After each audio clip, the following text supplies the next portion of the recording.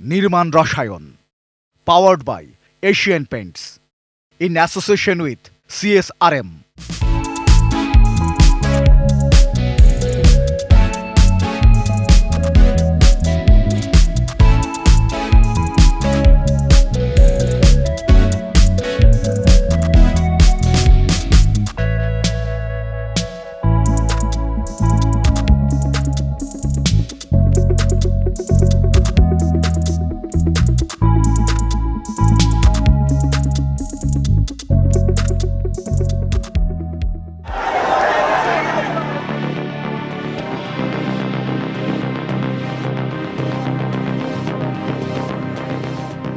অগ্নি দুর্ঘটনার ভয়াবহতার ঝুঁকিতে ওপরে থাকা শহরগুলোর মধ্যে ঢাকা অন্যতম।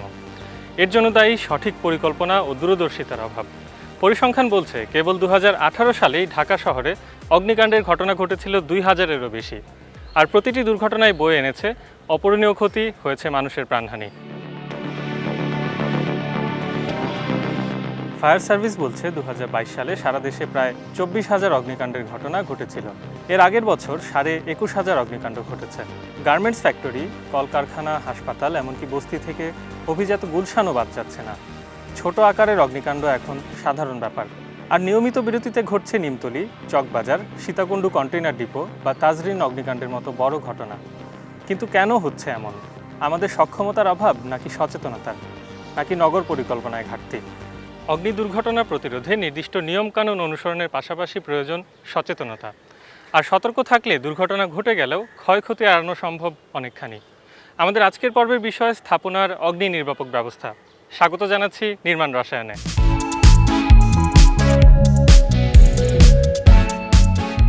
আগুন একেবারে জীবনের অবিচ্ছেদ্য একটা অংশ হয়ে গেছে এবং আগুন যেখানেই থাকবে সেখানে আগুন লাগার একটা সম্ভাবনা আছে এবং আগুন লাগানোর সম্ভাবনাটাকে একেবারে বাদ দেওয়া যাবে না। তার মানে আমাকে ধরে নিতে হবে যে আমি যখন কোনো একটা বিল্ডিং তৈরি করি অথবা আমি যদি একটা স্থাপনা থাকে, সেটা কাঁচা হোক, বড় হোক, ছোট হোক, হাইরাইজ হোক, আগুন সেখানে যে কোনো সময় লাগতে পারে। সো আমাদের দায়িত্ব হলো যে আমরা যখন চেষ্টা করব যে আগুন লাগানোর সম্ভাবনা যেন কমে যায়। আগুনের একদম বেসিক আমরা সবাই এটা বাসায় প্রতিদিন করি, তাই না? এরকমকে ধরাই, সে যে আমি হাতটা কিন্তু সরায় ফেললাম, এখন এইদিকে হাত সরাচ্ছি, তারপরে এরকম করতেছি। আমরা চুলা ধরাই বা যাই করি না কেন, আগুনটা যখন আসতে থাকে আমাদের আঙ্গুলের লাগার আগেই আমরা কি করি, হয় ফু দিয়ে নিভানোর চেষ্টা করি, যদি না পারি ফেলে দিই, তারপর কাউকে একটা চাপা দিই। নিজে ফেলে দিলাম, কোথায় ফেললাম? এমন একটা সারফেসে, যেই সারফেস আমাকে এটা ধরে না। তার মানে এই আগুনটাই, এই যে একটা লাল লাল হয়ে আছে, এই আগুনটাই কিন্তু যদি আমি এখানে আরেকটা কাঠি দিই অথবা এখানে এর ফুয়েল দিই, তাহলে এটা জ্বলতে থাকবে। এবং এই জ্বলাটাই আস্তে আস্তে যদি আমি এখানে নিভাতে না পারি এই শেষ পর্যন্ত, এই আগুনটাই আস্তে আস্তে বড় হতে থাকবে। যেই আগুন তাজরিন হবে, যেখানে 111 জন মারা যায়, সেই আগুনই আজকে লেটেস্টলি আমরা যদি বলি বঙ্গবাজারের আগুন।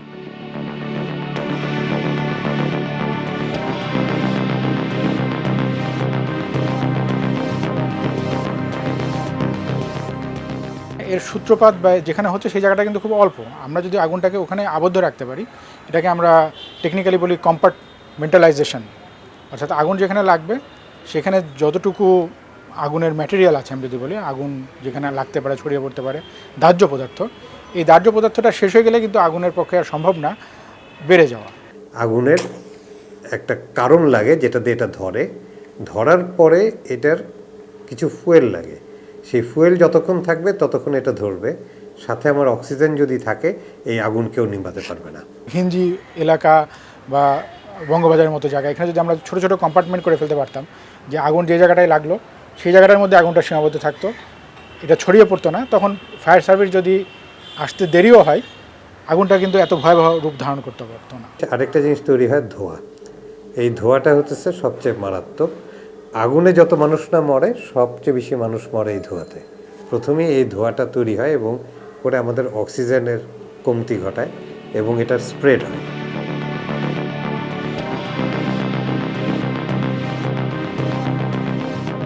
আমরা জানি যে আগুনের ধর্ম হলে এটা উপরের দিকে উঠে যাবে। সো প্রথমে সে চেষ্টা করবে উপরের দিকে উঠে যাওয়া। সো আমার যদি বিল্ডিংয়ের উপরে আমি কোনো একটা ভেন্ট সিস্টেম রাখতে পারি, অর্থাৎ যেখান থেকে আগুনটা বের হয়ে যেতে পারে বা ধোঁয়া বের হয়ে যেতে পারে, সেক্ষেত্রে কিন্তু আগুনটা ধরার পরে আগুনটা উপর দিকে চলে যাবে, ছড়িয়ে পড়বে না। এর ছাড়াও অনেক এক্সপেন্সিভ ইউজ আছে, যেমন স্প্রিংকলার সিস্টেম বা অন্য কিছু। এই আগুনটা ধরার পরে এই কাঠির শেষ মাথা পর্যন্ত আসতে যতটুকু সময় লাগছে তার মধ্যে কিন্তু ফায়ার ব্রিগেড আসতে পারবে না। প্রথম কাজটা আমাকেই করতে হবে। সুতরাং আমরা অনেক সময় বলি যে ফায়ার ব্রিগেড এসে কিছুই করে নাই, কিন্তু সেটা তার পক্ষেও সম্ভব না। যেটা এখনই করতে হবে, এই এখনই করলে কিন্তু এটা যে কয় সেকেন্ড আমি এটা নামাচ্ছি এটি। সুতরাং আমাকে প্রথম রেসপন্ডেড হচ্ছে ফায়ার ব্রিগেড হচ্ছে আমি নিজে। সুতরাং বাসার যে ইউজার এবং আমরা যদি এই জিনিসটাকে বন্ধটা করতে পারি তাহলেই আমরা নেক্সট লেভেলে যেতে পারি।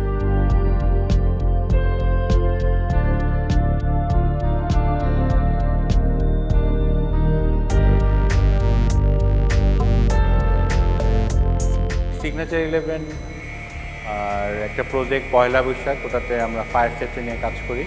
এখানে যে প্রোডাক্টগুলি ইউজ করা হয়েছে সবগুলি ইউরোপিয়ান প্রোডাক্ট ইউজ করেছেন, এবং এখানে পানির যে রিজার্ভার সেটা অলমোস্ট 1,18,000 USGPM। তার মানে হচ্ছে this system can fight more than 3.5 hours. প্রতিটা ফ্লোরে এখানে ফায়ার হোস পাইপ দেওয়া আছে, এবং গ্রাউন্ড ফ্লোর গুলি এবং বেসমেন্ট সবগুলি স্প্রিংকলারের আন্ডারে দেওয়া আছে।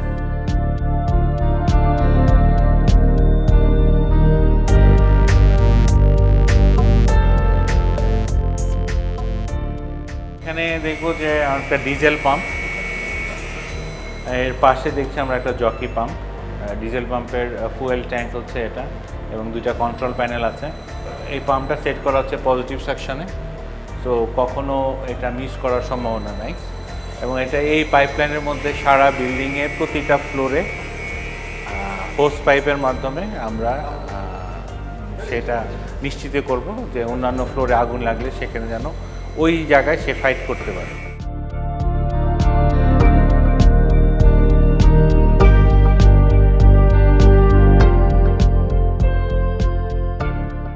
আমাদের ইদানিং যে মানে আগুনের ঘটনাগুলো ঘটছে আর কি, তার একটা প্রধান কারণ হচ্ছে ইন্টেরিয়ার ম্যাটেরিয়ালস আর কি। তো আমরা ইন্টেরিয়ার ম্যাটেরিয়াল ডিজাইনের বা ডেকোরেশনের ক্ষেত্রে আমরা যে পরিমাণ ফ্লেমেবল বা কম্বাস্টেবল ম্যাটেরিয়াল ইউজ করি, এটা অনেকাংশে দায়ী আর কি। একটা কনক্রিট বা ব্রিক সারফেসে একটা ফায়ার ক্যাচ করার যে সময়, যে অ্যাবিলিটি, যে সময়, এটার চেয়ে বোর্ডে কিন্তু আমরা সিম্পলি আমরা বুঝছি যে বোর্ড হচ্ছে একটা বার্নিং এলিমেন্ট, সো এখানে খুব ইজিলি ফায়ার ক্যাচ করতে পারে। সো এটা আমাদের এই ইন্টেরিয়র ডিজাইনে যদি সেন্সিটিভভাবে না ব্যবহার করা, যদি এটাকে খুব প্ল্যান্ড ওয়েতে প্রত্যেকটা বিষয়কে যদি এই টেকনিক্যাল ইস্যুগুলোকে যদি সলভ না করা হয়, তাহলে কিন্তু এটা অবশ্যই আমাদের ফায়ার হ্যাজার্ডের রিস্ককে অনেক বেশি বাড়িয়ে দিচ্ছে। এটার সলিউশনও আছে, ফায়ার রেটেড বোর্ড আছে, যে বোর্ডটা 4 ঘন্টা পর্যন্ত ফায়ার রেটিং থাকবে, বা 6 ঘন্টা বলা আছে এখানে যে এই সময় পর্যন্ত এই বোর্ডে কোনো আগুন ধরবে না। তাহলে এই ফায়ার রেটেড বোর্ডটা যেখানে প্রয়োজন সেখানে ব্যবহার করতে হবে। স্মোক ডিটেক্টর আছে, অনেক ক্ষেত্রেই আমরা সেন্সিটিভ জায়গাতে এই ধরনের স্মোক ডিটেক্টর ব্যবহার করি, ফায়ার অ্যালার্ম ব্যবহার করি, and more on to that অনেক সময় ফায়ার এক্সটিংগুইশারও রাখা হয়। বিল্ডিংয়ের মধ্যে কিন্তু জালের মতো ইলেকট্রিক্যাল ওয়্যারগুলো রয়ে গেছে, এবং সেগুলো যদি প্রপারলি ডিজাইন করা না হয়, অর্থাৎ সঠিক মাত্রার ওয়্যারিং ইউজ করা না হয়, তাহলে এটা গরম হতে থাকে এবং সেখান থেকে আগুনের সূত্রপাত হতে পারে। তো সেক্ষেত্রে ইন্টেরিয়ারের ক্ষেত্রে যদি আমার ধার্য বস্তুগুলোকে আমরা ইউজ করি, সেক্ষেত্রে আগুন লাগলে এটা ভয়াবহতা বাড়বে।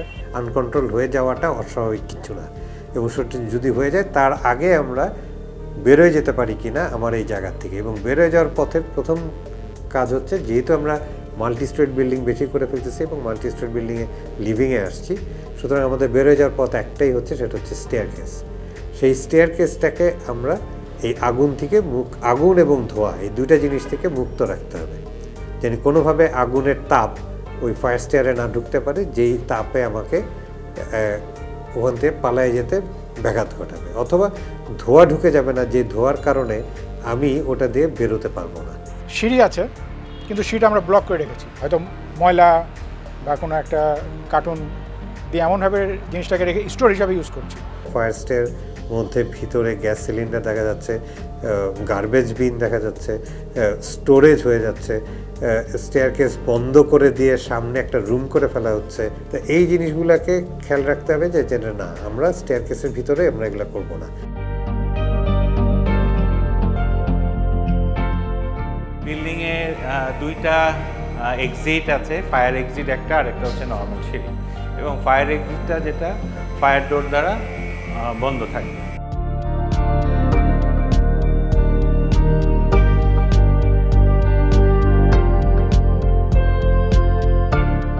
এটা ফায়ার রেটেড ডোর, এটা একটা এক্সিটের কে রক্ষা করে, আর এটা হচ্ছে আমাদের ফায়ার হার্ডেন বক্স। এটা হচ্ছে হোস পাইপ, এটা বিল্ডিংয়ের যে কোনো পর্যায়ে এটা যে লেন্থ আছে যে কোনো জায়গায় চলে যাবে এবং আমরা ওখান থেকে অপারেট করতে পারবো। এই এক্সটিংগুইশারগুলি আছে, এক্সটিংগুইশার দিয়ে আমরা ইনিশিয়ালি কোনো ইনসিডেন্ট ঘটলে সেগুলিকে রক্ষা করতে পারবো। আমাদের লোকাল গবেষণা হওয়া উচিত। এগুলোর পিছনে যে পরিমাণ কস্ট হচ্ছে বাইরে থেকে ইম্পোর্ট করে নিয়ে আসতে, এগুলো যদি আমরা লোকালি ডেভেলপ করতে পারি, এবং আমার কাছে মনে হচ্ছে যে এটাকে অনেক, যদি প্লাম্বিং সিস্টেমের সঙ্গে এটাকে ইন্টিগ্রেট করা যায় তাহলে খরচ অনেক কমানো সম্ভব। বা ফায়ার ডোর যেটা আমরা বলি, এটা বাইরে থেকে আনতে গেলে অনেক খরচ পড়ে। আমাদের লোকাল কিছু জিনিসগুলো, কিছু প্রতিষ্ঠান এগুলোকে ডেভেলপ করছে, হয়তো তাদের মানের দিক থেকে পিছিয়ে আছে, বাট এটাকে আবার মানসম্মত করা সম্ভব বা বাইরের সার্টিফিকেটও নিয়ে আসা সম্ভব। আমরা যদি ওই দিকে একটু জোর দিই, আমরা নিজেরা গবেষণা করে আমাদের এই ম্যাটেরিয়াল বা স্প্রিংকলার সিস্টেম, ফায়ার ডোর এগুলো লোকালি প্রডিউস করতে পারি, তাহলে আমার কাছে মনে হয় যে এটার ব্যয় অনেকাংশে কমে যাবে। আর যে জিনিসটা আমি মনে করি যে নজর দেওয়া উচিত এখন আমাদের, সেটা হলো এক্সিস্টিং বিল্ডিংগুলোকে আমি কীভাবে ফায়ার সেভ করতে পারি। এই বাসায় এক্সটিংগুইশার রাখা উচিত। আর সেক্ষেত্রে কিছু ছোট পাম্প আছে, যেমন জকি পাম্প আছে বা পোর্টেবল ফায়ার পাম্প আছে, সেগুলির মূল্য 1.5-2 লাখ টাকার মধ্যে পাওয়া যাবে। এবং কিছুটা হোস পাইপ প্রাইস খুব বেশি না, মাত্র 16-17 হাজার টাকা। তো ওই জকি পাম্প দিয়েও কিন্তু তার যদি দোতলা বিল্ডিং হয় সেটাকে সিস্টেম করতে হবে, যেটার খরচ 5 to 6 লাখের উপরে আসবে না টোটাল পাইপিং সহ। কোটি কোটি টাকা দিয়ে আমরা একটা বাসা করতেছি। হ্যাঁ, এখন একটা ছোট 3 তলা 3 কাঠার উপর একটা প্রজেক্ট করতে 1.5 থেকে 2 কোটি টাকার উপরে ব্যয় হয়। সেখানে মাত্র 2-3 লাখ টাকা ব্যয় করে এই জিনিসগুলোকে ইন্ট্রোডিউস করা কোনো ফ্যাক্টরি না। জীবন তো একটাই, এবং সেটা যেন সুন্দরভাবে ভালোভাবে থাকতে পারি এবং সেফলি থাকতে পারি, সেটা সবাই কাম্য হওয়া উচিত। এখন আমার কাছে মনে হয় যে এই প্রাইমারি স্কুল লেভেলে বা এডুকেশন লেভেলে আমাদের এই জিনিসগুলোকে আস্তে আস্তে মানুষের মধ্যে ঢোকানো দরকার।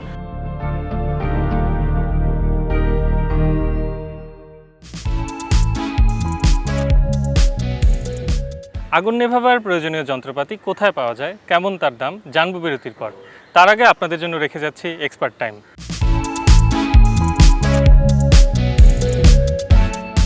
বাড়ি তৈরির সময় যথাযথ প্রস্তুতি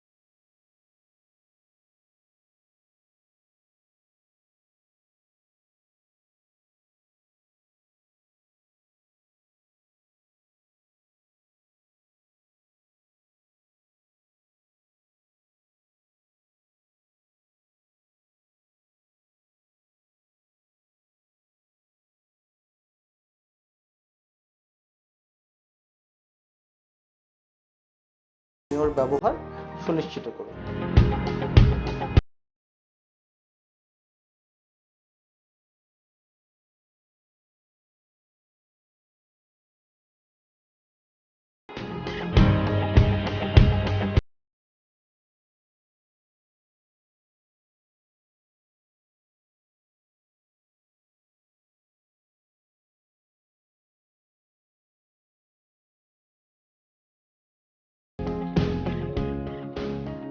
Powered by Asian Paints in association with CSRM.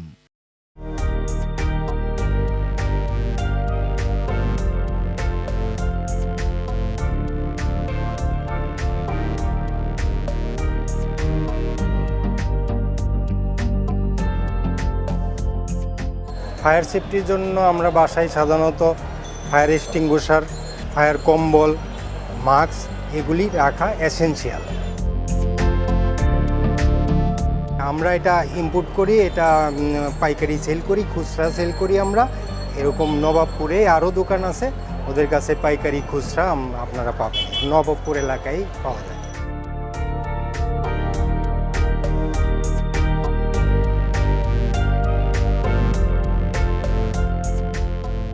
যে এখানে দুই ধরনের ফায়ার এক্সটিংগুইশার আছে। এটা হলো এবিসি ড্রাই পাউডার আর এটা CO2 কার্বন ডাইঅক্সাইড গ্যাস। হ্যাঁ, এটা আপনার সব ধরনের আগুনে এটা ব্যবহার করা যায়। হ্যাঁ, এটা ব্যবহার করার নিয়ম হয়েছে আপনার এই যে পিনটা প্রথমে খুলতে হবে, খোলার পরে এই পাইপটা আগুনের দিকে তাক করে এভাবে চাপ দিতে হবে। আর এটা হলো CO2 কার্বন ডাইঅক্সাইড। এটা সাধারণত ইলেকট্রিক আগুন, বৈদ্যুতিক আগুনের জন্য এটা কার্যকর বেশি। এটাও ব্যবহারের সিস্টেম একই, আপনার আগুনের দিকে এটা তাক করে এই পিনটা খুলে তারপরে এটা চাপ দিতে হবে। Fire extinguisher ABC dry powder আপনার পাইকারি বর্তমানে 5 কেজি পাইকারি 1400 টাকা, আর CO2টা পাইকারি 3200 টাকা। এটা হলো ফায়ার বল, এটাও এবিসি ড্রাই পাউডার। এটা সাধারণত আপনার আগুনের মধ্যে নিক্ষেপ করলে আগুনের স্পর্শ পাইলে 10 থেকে 20 সেকেন্ডের মধ্যে এটা ব্রাস্ট হবে। ব্রাস্ট হইলে ওই মনে করেন 20 স্কোয়ার ফিট বা 25 স্কোয়ার ফিটের জায়গার আগুন এটা এই বলে কাভার দিবে, নিভে যাবে। এটা বর্তমান মার্কেট রেট বাজারে খুচরা মনে করেন 700 টাকা।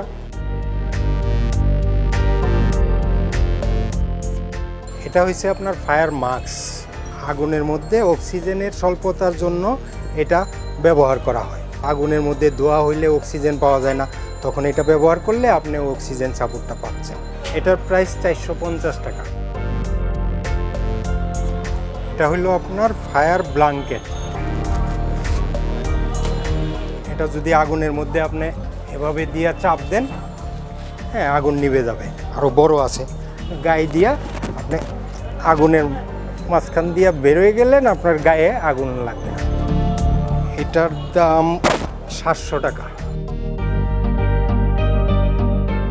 এই ফায়ার ইকুইপমেন্টগুলি আমাদের জীবন রক্ষার জন্য খুবই জরুরি এবং প্রয়োজনের তুলনায় দাম খুবই অল্প।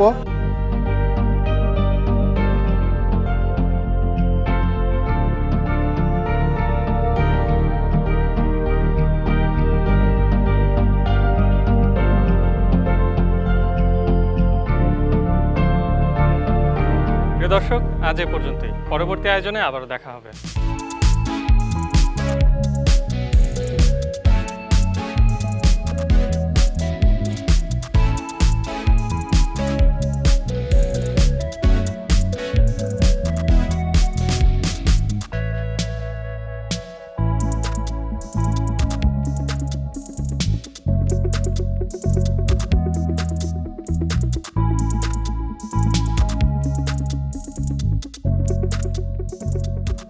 Powered by Asian Paints in association with CSRM.